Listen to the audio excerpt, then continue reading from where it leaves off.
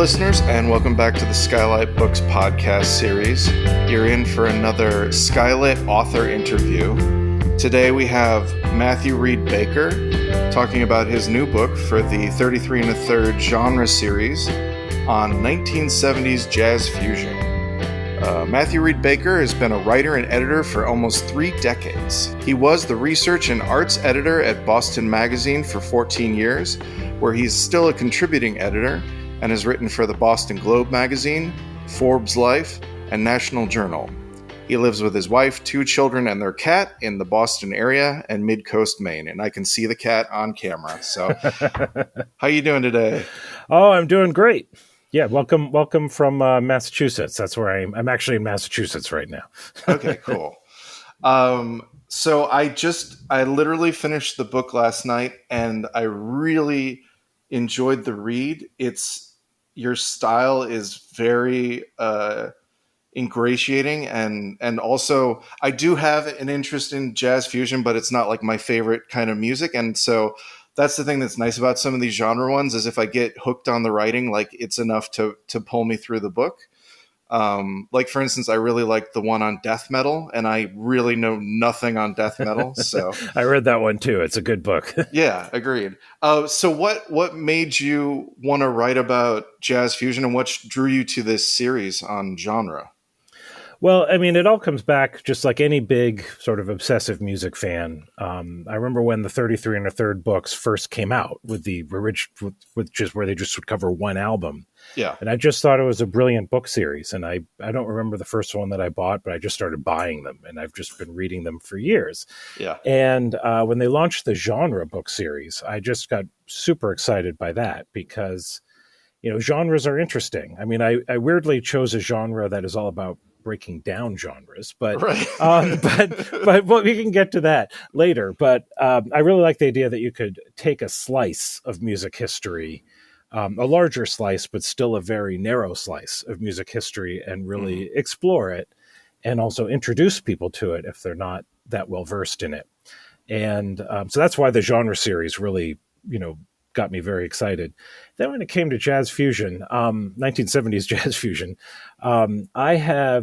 first off, I listen to all different kinds of music. I'm 53, so I grew up with all sorts of I remember just all the great post-punk coming out, and just, I worked in a record store where I was the one teenager, so I had to sell all the hip-hop cassettes because everybody else was too old for hip-hop, that kind of thing. So I've listened to all different kinds of music all the time. But interestingly, I've always listened to jazz, even from when I was a little kid. And I've now said this to too many people, but my mother went to college with Herbie Hancock, which is something that I'm still very, very proud of. Yeah. And she was friendly with him. My mother was the daughter of a piano teacher in a small Iowa farm town. And then she went to Grinnell College in Iowa, and lo and behold, there's Herbie Hancock, who wasn't famous yet, but kept going off to gigs in like Chicago and elsewhere during college. So they weren't close, but they were friendly. And my mother always was a fan of his ever since. So she would play Watermelon Man on the piano when I was a little kid. And for some reason, that was like my favorite song that she would play on the piano. And that's where it starts, actually, is that my mother playing Watermelon Man on the piano. And she had a number of his albums, including, Taken Off, which is where the original version comes from. She had Mongo Santa Maria's album that had his version of Watermelon Man on it. And then I pulled out, she had these 2 records by him that looked totally different, that were Mwandishi and Headhunters, and they looked weirder and more strange. Yeah. And one, Headhunters, had Watermelon Man on it, and I put it on, and I was like, this is a totally different song. Yeah. It sounds really different. It's not, piano, bass, drums, horns. It's like synthesizers and really funky bass and just weird sounds. And the weird sort of blowing sound at the beginning is actually a percussionist blowing into a bottle, recreating the sounds of pygmy chanting, because the guy who did it was a ethnomusicologist. So I didn't know this at the time, but of course, but I reacted to it like, this is the same song, but whoa, this sounds really different and cool, And my mother was also very into Santana because she was a Spanish professor. Mm-hmm. So between like Santana and Electric Herbie Hancock, that was a really good start for listening to music that combined different genres into rock music or jazz fusion music. Yeah, 100%. So it came from there. And then weirdly enough, in high school, I had all these friends who were musicians. I'm a failed music student myself, but I've had friends who were really talented and are still, a couple of them are professional musicians to this day, and they were all into jazz. So we all got into jazz together.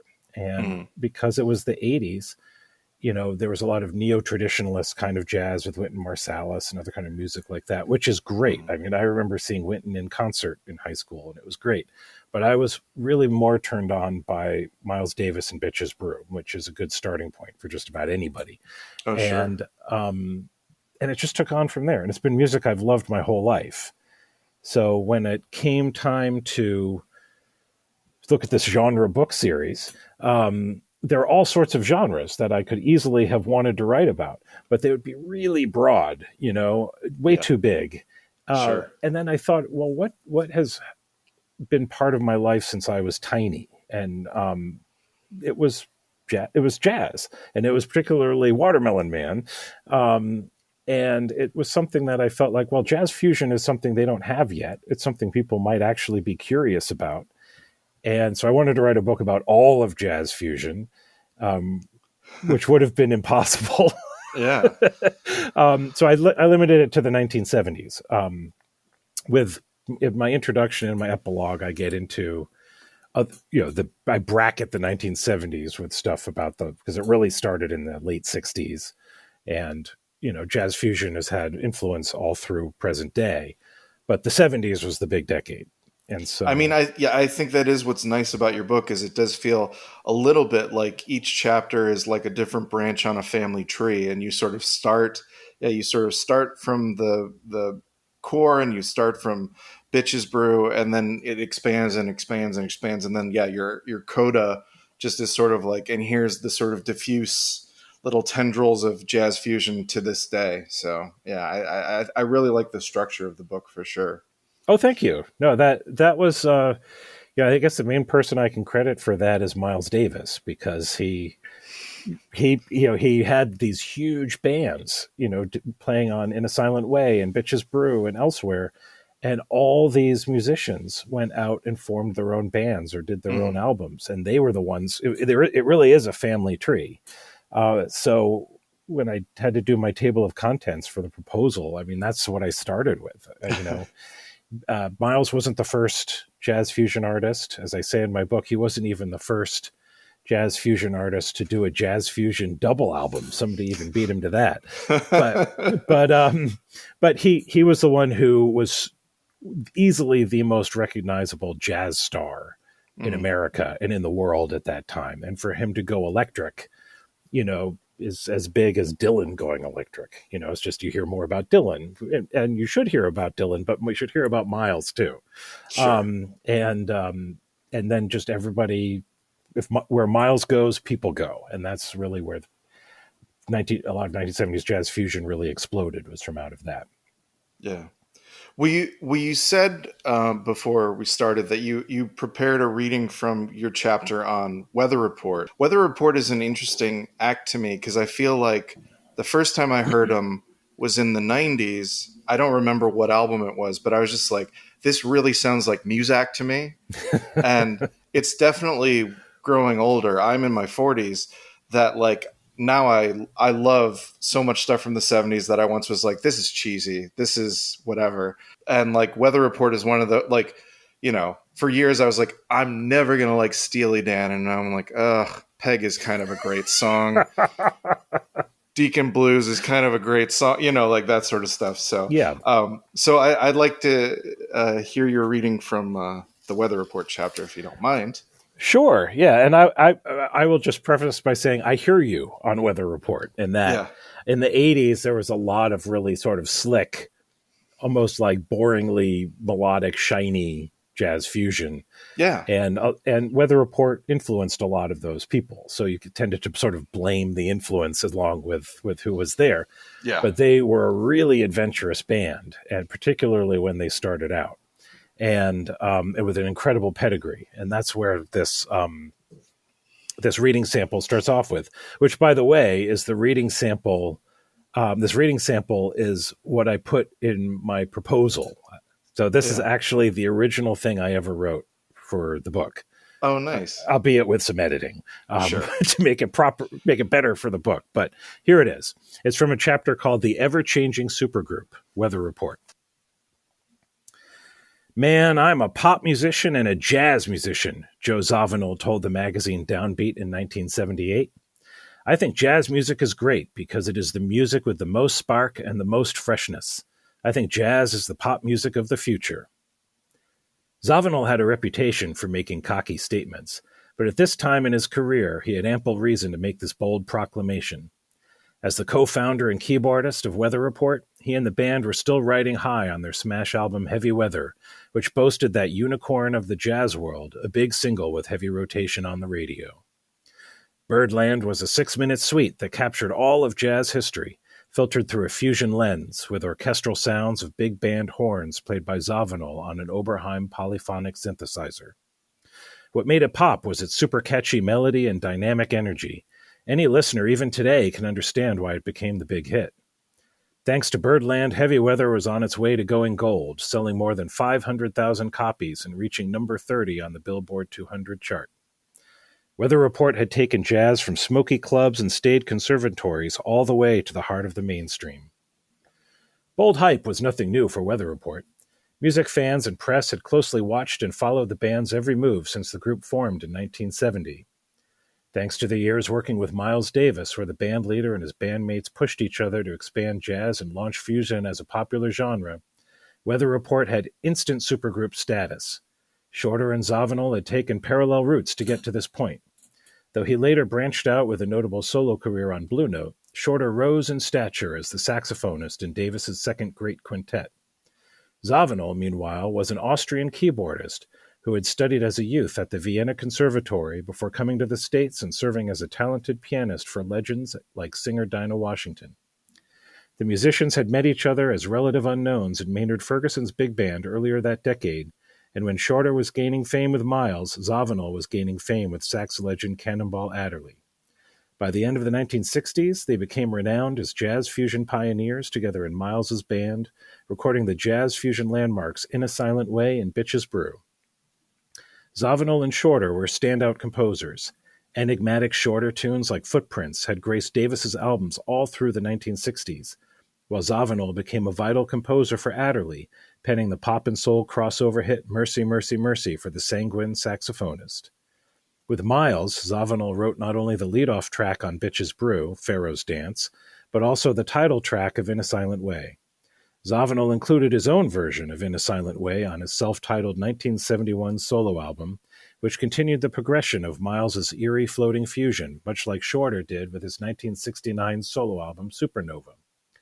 While neither Zawinul nor Shorter played on each other's solo albums at this time, they both employed a Czech bass virtuoso by the name of Miroslav Vitus, who had briefly played in Miles's live band in 1968 and had released his own adventurous solo albums at the end of the 1960s. By the end of 1970, the three artists decided to create a band together, choosing a name while brainstorming about what people do every day, watching the Weather Report on the evening news. Even at this earliest point in the band's life, the Weather Report jazz supergroup was really just Joe Zawinul and Wayne Shorter, plus the musicians they chose for each album to keep progressing with their sound. These two men both mined deep veins of genius, but as personalities they couldn't have been more different. Zawinul was the tough-talking, tough-acting, dominant leader of the band, one who was unafraid to demand his collaborators follow his vision or get lost, one who was a voluble talker who was prone to calling himself, and I quote, the baddest motherfucker on the planet. End quote. Shorter, on the other hand, was a science fiction nerd who once embraced the nickname Mr. Weird in high school, one whose inscrutable digressions made conversations with him delightful, fascinating, and confusing to collaborators and journalists alike. During the 1970s, he began practicing Nichiren Buddhism, which only seemed to fit a deep-thinking man who already spoke in Zen-like koans. As writer and weather report friend Hal Miller told music journalist Michelle Mercer, "It was perfect because Joe was domineering and liked to take control anyhow. So he'd be fussing with the road crew, and Wayne would be standing by with a beatific, benign smile. I remember I once asked Wayne for the time. He started talking to me about the cosmos and how time is relative. Joe came over and said, 'You don't ask Wayne a shit like that. It's 7:06 p.m.' Despite their differences, they had a telepathic understanding of each other and complemented one another, both as musicians and as people. The spontaneous Zawinul composed his tunes through hours of improvising at home until he hit something that he liked, whereupon he'd complete the rest in a matter of minutes. In contrast, Shorter, who earned a degree in music education from New York University, handwrote long, brilliant compositions on staff paper, sometimes as long as 20 or 30 pages. And yet he would trust Zawinul to cut this symphony-level writing down to manageable, accessible material, which is ironic, considering how Zawinul kvetched for decades about how his earlier compositions for Miles had been slashed by the great trumpeter. Even at their most pyrotechnic concerts, the highlight was always the intimate moment when the two would improvise as just a duo, vamping freely on Zawinul's famous tune for Miles, In a Silent Way. But these geniuses still needed to fill out the band, so for their self-titled debut, they added trumpeter Alphonse Mouzon and Brazilian percussionist Airto Moreira. Almost immediately, though, Weather Report's rhythm section was a revolving door, cycling musicians in and out, while Zawinul and Shorter changed the sound of the band almost with every album. And in each case, they pushed the boundary of what jazz could be, a lesson learned from the mercurial Miles Davis. The 6 years I was with Miles, we never talked about music. We never had a rehearsal, Shorter told Laura Sullivan on National Public Radio in 2013. Jazz shouldn't have any mandates. Jazz is not supposed to be something that's required to sound like jazz. For me, the word jazz means, I dare you. The effort to break out of something is worth more than getting an A in syncopation. And indeed, with Weather Report and its follow-up, I Sing the Body Electric, Weather Report broke from the strictures of straight-ahead jazz while sounding like an extension of Miles's mind-expanding electric and electronic jazz odysseys. The first album positively shimmered with crepuscular, ethereal jams a la In a Silent Way, with Zawinul's Spooky Roads electric piano and the rumbling rhythm section creating shifting grooves under Shorter's leads. Vitus even made the jazz rock vibe more explicit by adding disorienting electronics, such as using a wah-wah pedal while playing his acoustic bass with a bow. As a whole, the debut was lovely in its vagueness, finding a tender balance between the bold and the diffident. Robert Christgau, the Village Voice's self-styled dean of American rock critics, noted the heavy influence of Miles, identifying the intangible allure of the Weather Report debut album as In a Silent Way played for atmosphere, and praising how the tone poem impressionism of side one does its mysterious work. But if the Weather Report debut album evoked the eerie calm of the seminal Miles album In a Silent Way, I Sing the Body Electric channeled the riotous turbulence of Bitches Brew. Here the tunes didn't float or soar, but tumbled and snarled. The second side of this sophomore release was live, taken from a concert at Tokyo's Shibuya Kokaido Hall, where it revealed Weather Report as an uncompromising unit that flirted with the edge of cacophony while playing over hurtling rhythms that still transmitted a forceful pulse. It was fiery and not a little bit forbidding, and as per Shorter's later words, it did not sound like jazz. If anything, it was more reminiscent of intense experimental rock bands like King Crimson and Soft Machine. However you heard it, whatever genre it eluded, it was definitely the sound of genius musicians saying to each other, I dare you. Nice. Oh, yeah. See what I'm talking about, folks? This is that writing that I said I like so much. Yeah. Yeah. I love that this is honestly just kind of a series of portraits. I mean, you do make connections and you do a little bit of analysis, but I love that this is kind of the perfect guidebook for someone who either doesn't know or knows a little bit and wants to know more. I love the stories. I'll just say it simply. I love the stories. And also, just on a complete side note, I was listening, as I was finishing last night, I was listening to Joni Mitchell, because you talk about her and the what did you call it, Jazzbo Rock Stars? Yes. 10 Jazzbo Rock Stars chapter. And yeah, I was just listening to, is it Jaco or Jaco Pastorius? Jaco. Jaco Pastorius's bass on like Coyote and like the stuff on Don Juan's Reckless Daughter. It's just like, yeah, that man could play bass. Yes. Yes. And my Weather Report chapter, obviously Pastorius ends up in there, Yeah.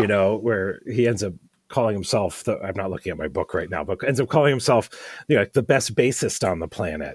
Right. And so he goes up to like Joe and tells this to Joe Zawinul. They've never met before. I'm the best bassist on the planet. He turns out he kind of does end up being the best bassist on the planet, right. But it's just such a bold thing to do. It's cool, So I think with me in the book, like I just loved the music, obviously, but I also love these people. None of the. I've always been a big believer that no genius enters the world fully formed out of nowhere. Maybe it's because I'm a dad with 2 younger kids and I'm wondering who they're going to be. But like, I loved reading about, I really looked for like, who were these people as kids? I mean, you didn't get it in this sample, but like someone like Tony Williams was like playing in jazz clubs with his dad when he was like 11 years old. And because he was cute, he was making more money than any of the other jazz musicians. They would be a little bitter about it. It's just really cool. And they were interesting people. They're all really so brilliant as musicians, but also just outside of music too. Really fascinating human beings making this music. So you talked about how Watermelon Man kind of like broke it open for you, but like, what is sort of like the music that has stuck with you over the years that kind of like nurtured jazz fusion for you? Well, this book definitely gets into a lot of it. I think, the album for me I can always put it on and I'm always back to where I first heard it. And it's not an original choice, but it's Bitches Brew by Miles Davis. Sure. Because I remember, again, I was working in a record store as a teenager in high school, and we finally got a copy of it in. This was when on CD, and CDs were still, there weren't that many out, and so it was growing, but I had to buy a Japanese import of it. So I blew like a large chunk of one of my weekly paychecks on getting that on CD. And I took it home, and I remember like sitting in my room and like the sun was going down out my window, and I put that on and I listened to all 90 minutes of it straight from like sunset to twilight. And it's a very distinct memory. And so when I put it on, if I put it on even this afternoon, it's bright and sunny in Massachusetts. Looks nothing like where I grew up. It's similar, but not the same. I'm back there. That album will always hold me there. And then the other one would probably be, you already mentioned, Don Juan's Reckless Daughter by Joni Mitchell. This book, as the Jazzbo rock stars. Jazzbo is such a dated word, but chose it. I chose it deliberately. People might look at me like, why? And I'm like, because it's a goofy word, and I didn't know what else to use. But I liked it. My mother, I'm leaving my dad out of this. My dad was a huge music fan as well, so he just was not musical. That's the difference. He just didn't play music, but we always had music playing in the house entirely. And my mother and my father had an 8-track tape player. And so we had Joni Mitchell's The Hissing of Summer Lawns on 8-track. I'm so dating myself as a 70s kid. And my sister and I would play it in the basement. And we thought it was spooky. And we'd make like a haunted house in the basement and invite our parents down while playing Joni Mitchell. To this day, I don't know how that's even remotely spooky, but we thought it was at the time. Sure. And as I got older, I just explored more of her music, and Don Juan's Reckless Daughter was it. Like I heard that, and that just captured that mix of what she's doing as what one would think of as a rock artist or a folk rock artist, but really diving very deep into jazz and using jazz musicians, not just kind of saying, I'm going to take some jazz idioms and jazz themes. She was using Wayne Shorter and Jaco Pastorius and Herbie Hancock on these records. On her jazz records, and Don Juan's Reckless Daughter just for some reason had that same haunting quality, that same sort of sunset twilight quality of Bitches Brew for me. So those two records are huge in my background. So between Herbie Hancock, I dedicate actually the beginning of the book. I dedicate it to a bunch of people that I know and I'm very grateful for. But the people I don't know, I dedicate it to Miles Davis, Herbie Hancock, and Joni Mitchell. And that's why, Herbie for all the reasons I mentioned at the beginning of this, and then Miles and Joni for really those two albums. I mean, that makes a lot of sense. And they also, apart from the coda, Miles and Joni kind of make a bookend in what you have. I'm just looking over some of the chapters. I guess to my taste, I really like the fusion, like when the fusion stuff that has a flavor of funk, that has a flavor of rock, when it starts to get a little more slick, it still bumps for me. Like I have like a disconnect in my mind with like different eras of people like Donald Byrd, where like I forget the name of it, but the album that has like Cristo Redentor on it. I think you talked about, was it like a new a new perspective? A new perspective. Like I love listening to that album, and then like you play something from his 80s, and I'm just like, is this the same guy? I don't even know what's happening. Yeah. I don't know. What is your reaction to that kind of stuff? Like what is the, like, are you at a point where you're like, no, the slick stuff's okay, or I don't know. Well, it depends on what it is. I mean, I'll be honest, you have to be honest with any genre, and with jazz fusion, some of it just sucks. I mean, there's no really getting around it. I mean, there's bad death metal, I mean, and there's bad stuff in every genre. But I think people often dismiss the really fun, enjoyable, and maybe it's a little slick, but it's very fun. And I like your use of the word that it bumps. It does bump. That's the fun. I mean, I think some of my choices of albums that I recommend maybe aren't what everybody would want to choose, but I chose them because they're capturing what I'm trying to get across with the chapter. Like Patrice Rushen is a monster of jazz, of music history. Like I was about to say jazz history. She's just a musical monster of any genre, Yeah. But she started off in jazz, and she started off as like basically a teenager with her first record. And her first several records are jazz fusion. They're very funky, but they're that sort of groovy, funky jazz fusion that is a little bit more earthy. Then she swings hard into this sort of almost like disco kind of style. And the album that I chose is one of the more disco-y albums, because it was the one that had this massive hit called "Haven't You Heard," which is just was a huge radio hit. But it also, I think it's instructive. It's an instructive record because it's this big, massive, funky, glossy, disco-y kind of record.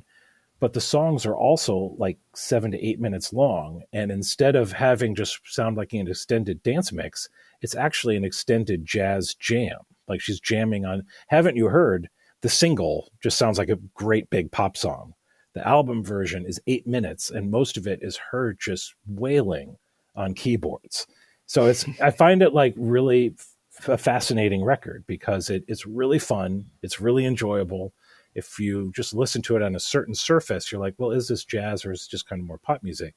But you don't have to go too deep below that surface to find really interesting jazz in there, while you're also like wanting to get up and move around your room in a goofy way of dancing. Yeah, I mean, I legitimately like didn't know about her jazz, like, because I just know her from Forget Me Nots. Of course, that song is deathless. While reading the little profile you had on her in the crossover virtuosos chapter, I listened to both Puttered Bopcorn. Yes, I listened to that track that you shout out, and then Haven't You Heard? And it's just, with that one, I feel the connection a little bit more, like how we got from one to the other. But it's like, it's quite a different. It is quite different. But what I also wanted to do with that chapter is I wanted to, one other reason why this book is 1970s jazz fusion is because this stuff was popular. Like jazz was the music of, well, obviously in the history of jazz, I don't need to give people a jazz history lesson on stuff they already know, but obviously with swing and big band jazz, that was hugely popular music. Then when you had bebop and hard bop and modal jazz, that was like the really cool music to really like, until rock really exploded in the mid 60s in a way that jazz just fell by the wayside and became not as cool. And, you wanted to hold your Jimi Hendrix record and maybe not your Miles Davis record at this time. And Miles actually talks about this in his autobiography, about how he noticed that people weren't walking around with his records under his arm as a status symbol anymore, So, and in jazz, with jazz fusion in the 1970s, it was a hugely popular genre. And, I've unfortunately in so many jazz books, and I have so many and I love them so much, jazz fusion is kind of shoved to the side a bit in jazz history books, because sort of like, yeah, whatever, it was there, but whatever, it's not jazz. And I'm like, well, no, this was actually what sold. And this is actually what people knew about with jazz. So with the crossover virtuosos chapter, I start off with Chuck Mangione's "Feels So Good," which is probably the biggest joke of jazz fusion for most people. Yeah, it's also kind of a banging tune, I think, but especially the long version, which again, you had some more improvisation and there's more stuff that you would recognize as jazz. Well, yeah, and in a similar vein, I think you said you have an excerpt on George Benson, but like for me, Breezin', that is 100% like hold music, but also like I love that track. That's a great track. Well, that's the thing with a lot of this music. It's like, is this cheesy? It might be cheesy. Right. God damn, I'm enjoying it. And I think like this is what I really wanted to get across with that particular chapter, but also with this whole book, is that music can be just super enjoyable without it being like cool. That's fine. Mm-hmm. So just enjoy it. That's really kind of how I feel about music in general anyway.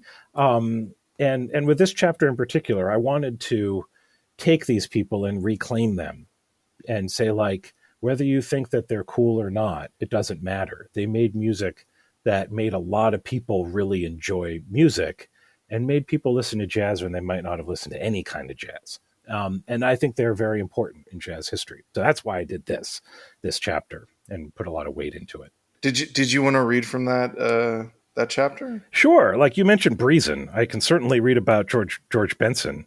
And the nice thing about the George Benson one is it's going to sort of segue into a song that literally everybody on planet Earth knows, which is actually a jazz fusion song, but I'm not going to spoil it. I'm going to get right into it. Okay. All right. Here we go. It's going to be a big surprise. Oh, boy. All right. Here we go. Few musicians in jazz history have been as handsome and debonair as George Benson. At the same time, few people in jazz history have been able to play guitar like George Benson, with his blend of funky fire and silky soul. As a result, few people in jazz history have had the same consistent level of success decade after decade, which is why it's heartwarming to learn that his first professional gig came when he was just 7 years old, playing ukulele at a corner drugstore in Pittsburgh's Hill District. Benson's home neighborhood was the heart of black culture in the city, so within a year, the precocious boy guitarist had moved up to playing in a local unlicensed nightclub on weekends. By 1954, 10-year-old Little Georgie, as he was then known, recorded his first single, She Makes Me Mad, a swinging tune spiritedly sung by a boy whose voice is yet to drop. Heard today, it's adorable. Exactly 10 years later, Benson recorded the new Boss Guitar of George Benson, his first solo album, and here his adorable singing has given way to absolute fluidity on the guitar, as he could play fast solos, groovy rhythm, and bent strings with graceful ease. In 1968, he became the first electric guitarist to record with Miles Davis on the album Miles in the Sky, and soon after became one of the marquee artists on CTI Records. There he recorded albums like the bluesy Beyond the Blue Horizon and the boogieing Body Talk that are supremely atmospheric, whether played at night with the lights down low or in the full morning sun the day after. His 1976 debut for Warner Brothers lifted him to a whole new level. Breezin' arrived on the airy wings of its title track, whose melodic theme and lush string arrangements by Klaus Ogerman made it a radio staple, almost as instantly recognizable as Chuck Mangione's Feels So Good. Benson's singing took center stage on this album as well, scatting in perfect unison with his guitar leads and belting out songs in an achingly rich voice that sounded eerily like Stevie Wonder. A stunningly sleek album, Breezin' went triple platinum and rocketed to number 1 on the Billboard Pop chart and the R&B chart. For some, Benson was veering too close to easy listening with these, quote, cliched, sugary songs of his fusion records, end quote. But the millions of music fans who bought the album disagreed, as did Benson. I've come up against a lot of flack doing this album, Benson told Sounds in 1976. I wanted to get people into what we do through an R&B sense. My music is highly improvisational with very little unison. The object of the exercise was to reach a new audience without giving up the kind of musical air I need to move in. I need space to move around in. I'm trying to dwell honorably in all of this. But I'm pretty excited myself. This is something I've worked on for a long time. As he strolled gracefully into 1980, he kicked off the new decade with another signature smash, Give Me the Night, a disco classic with a slinky groove and lyrics about music in the air and lovin' everywhere.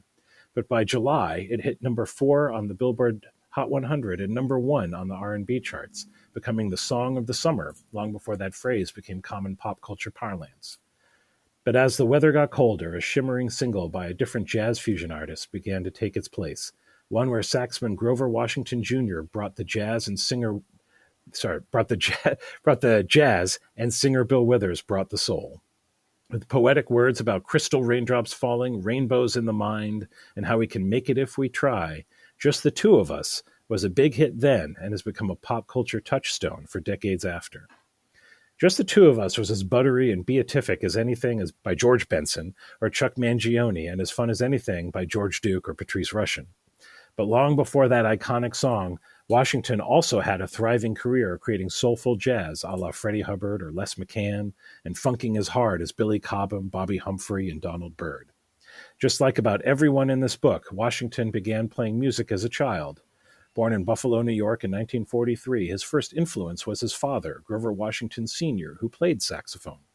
Much like Benson, he was playing in clubs as a boy, hitting the town with his horn by the age of 12. By the time the 1970s came around, Washington was the prototypical journeyman, touring with R&B and jazz combos since he was 16, playing in the 19th Army Band at Fort Dix during a stint in the military, and then gigging all over New York and Philadelphia, the latter of which he claimed as his home city from then on. Thanks to a missing musician and a lucky break one afternoon in 1971, Washington began the path that made him a musical icon and a Philly hero. Producer Creed Taylor had arranged a recording date for saxophonist Hank Crawford. However, when Crawford was unavailable because he had been arrested for marijuana possession, Taylor grabbed Washington, then a saxophonist in the backing horn section, and told him it was his session now. They recorded pop music covers by the likes of the Gershwins, Marvin Gaye, and future collaborator Bill Withers. As I was listening in the booth to Grover play, I knew immediately that he sounded great, Taylor said. Hank was a blues master alto player, and Grover had a more lyrical, romantic thing going. That sound certainly worked for a wide audience, because when the album Inner City Blues came out in 1972, it was a crossover hit and even made a big fan out of Marvin Gaye himself. From there on, Washington made a series of albums for Kudu, the subsidiary imprint of CTI Records, and they had the same celebratory sound as anything from Motown or Stax. By the time he recorded the ambitious double album Soul Box, his repertoire mixed covers of Gaye, The Temptations, Stevie Wonder, and Billie Holiday, plus Tori and Matador from Billy Cobham's Spectrum album. Half the length but quadruple the success, Mr. Magic is the first of the two albums that forever defined Washington's career. Beginning in deceptively bucolic fashion with bird songs and echoing Fender Rhodes, the album soon dives into 4 symphonic jams, each one with a deliberately different mood, from psychedelic funk to tender ballad to gut bucket stomp. He showcased the same emotional and instrumental versatility over the rest of the decade, even as his music gradually morphed into a consistent style of mid-tempo grooves and polished production. And then came Wine Light in 1980, the second album that forever defined Washington's career. The cover image gives off a sophisticated air with a golden glow lighting its reclining saxophone and a glass of Chardonnay. And the music within is just as suave thanks to the elastic grooves from bassist Marcus Miller and drummer Steve Gadd, and a glistening sheen from a team of keyboardists playing Fender Rhodes, clavinet, and the Oberheim 8-voice synthesizer. Then there's the penultimate track, Just the Two of Us, Some of its luster has taken on a weird patina since 1999, when the comedy film Austin Powers, The Spy Who Shagged Me featured a famous musical routine of the song by the goofy villains Dr. Evil and Mini-Me. By 2020, the song went viral on the social media app TikTok, with more than 700,000 people using it as a soundtrack for quirky 30-second home videos. However luscious or kitschy, depending on your taste, what makes the whole album excel is Washington's sax wailing on solos that sound like a friend telling you a story. Winelight has defined Washington's reputation for so long because this album and George Benson's Breezin' were so often given the credit, or the blame, for the slickly processed style that was dubbed smooth jazz in the 1980s. But it helped make jazz a commercially viable career for Washington, and it made him an icon in Philly, where a middle school is named after him and where he towers over the streets around Temple University in a 3-story mural. Despite these honors, he has often been unjustly omitted from surveys of jazz history, which bothered him later in life. It hurts the jazz audience at large because they don't get a complete picture of what the music is, he said in 1995, 4 years before he died from a sudden heart attack at just 56.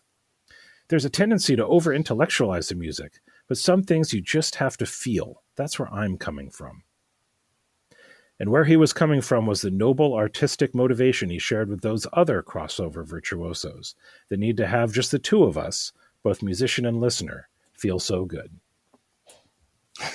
Nicely done. Thank you. Done there. It's interesting, too, just the two of us, because with Bill Withers singing on it, I always think of that as a Bill Withers song. Also, I think it's on his greatest hits album, and maybe that's where I was introduced to it. It's interesting because I just think of that as sort of like a R&B song versus, like a jazz fusion song. Yeah, well, and it is kind of weird, actually, because like Bill Withers wrote it with Ralph McDonald, who is one of these great names, of sort of funk and soul and jazz fusion, by the way, who sort of worked behind the scenes more than in front of the scenes. There's another co-writer on there, I think. I just can't remember who it is. Grover Washington just kind of plays sax on it. But it's weird. But it fits in with the rest of the record, and it was credited with him. I mean, as a little kid, I thought Grover Washington Jr., I'm going to admit this, was the singer. I'm talking like when I was little, you know. Yeah. It really reads like a Bill Withers track, but it was on a jazz fusion album. Absolutely. Yeah. Well, you talk about too, this is jumping around a little bit, about how some of the jazz fusion artists were working with, I'm going to forget the production team, but this Motown production team. Yeah. The Mizell brothers. The Mizell brothers. Okay. Yeah. And that's like such an interesting cross-pollination there. It's just like, yes, we are pursuing like normal folks, not just jazz snobs. Like, yeah. Yeah. And that's exactly, it's really weird. Like Blue Note, probably the most famous jazz record label of all time, has a whole bio of the Mizell brothers because they produced or wrote or just had just some hands-on connection to so many of their biggest selling albums of the 70s, but they were soul and R&B guys entirely. But they knew how to take it and take what some of these great jazz musicians were doing and create this incredible hybrid of music that is just, super enjoyable. I mean, the Jackson 5, like I Want You Back, ABC, imagine that applied to jazz. And that's what like Donald Byrd is, and Bobby Humphrey. I mean, people need to know more about her because she was still is, I think, a jazz flautist. And she plays Blacks and Blues, Satin Doll, Fancy Dancer. These are amazing records where it's just like this breezy, wonderful music that's funky as hell, that just she's solos like mad on the flute. They're great records, but they're also really accessible at the same time. Because of your recommendation in the book, that's another one I put on last night. I listened to about half of Blacks and Blues, and I concur. It is great. Yeah, you're in LA. Like, put that on when you're driving on the freeway, and you'll. Oh yeah. That's a good freeway record for sure. I like you. So Creed Taylor came up in that. I like that you devote a chapter to Creed Taylor's label CTI, and you pair it with ECM, because those for me are, And you talk about how like the aesthetic is so much a part of it, because I agree. I feel like those are albums that I came to largely because I'm like, this album cover looks interesting. Mm-hmm. And maybe ECM is a little bit European and severe, and so maybe I was a little slower to get into that. But like, yeah, and also I had no idea that Creed Taylor like came up with the orange and black uh, style for Impulse Records. Like, Yeah.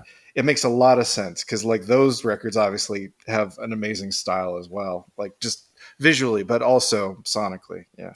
Yeah, well, for one thing, I love those two record labels, obviously, Mm-hmm. and I chose them one because I think they do have an important place in the history, and they're not, in the histories of jazz, CTI is kind of considered a footnote. Again, for all the same reasons why jazz fusion is considered a footnote.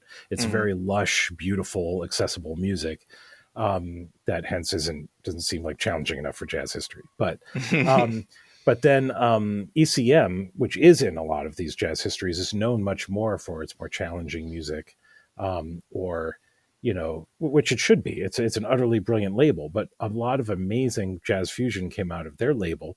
Here and there, I'm stretching the definition a little bit because a lot of the European musicians are also bringing in their own influences, oftentimes dealing with like classical Mm-hmm. music and instrumentation, as well as, and also some very more abstract styles of music that don't owe as much to the blues, for example, as Mm-hmm. say the more American approach to jazz fusion, but it's just as valid. So there was that.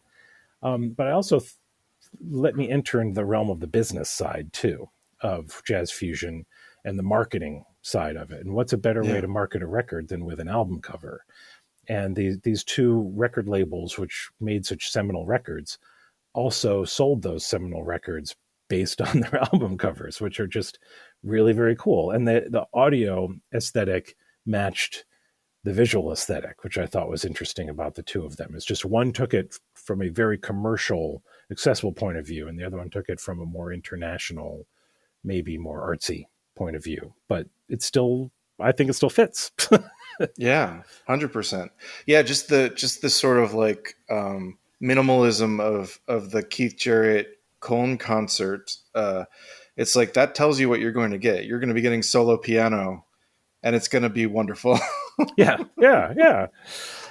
And the funny thing is I wasn't sure whether I should include his solo piano in here because I had actually, so much of jazz fusion is electric, if Yeah. not all of it. And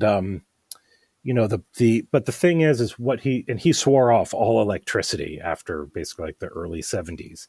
Mhm. But what he's doing on the piano is he's combining jazz with gospel and blues, and he plays some really funky stuff. He's on the more European artsy aspect. He's bringing in classical music. He's fusing music people together. So if it were electrified or if you're playing it all that music on a synthesizer, which would be pretty wild, it would be fusion. So that's why I included that in there, because I think like it's as much the vision as it is the sort of more superficial trappings as well. Yeah, I think that makes a lot of sense.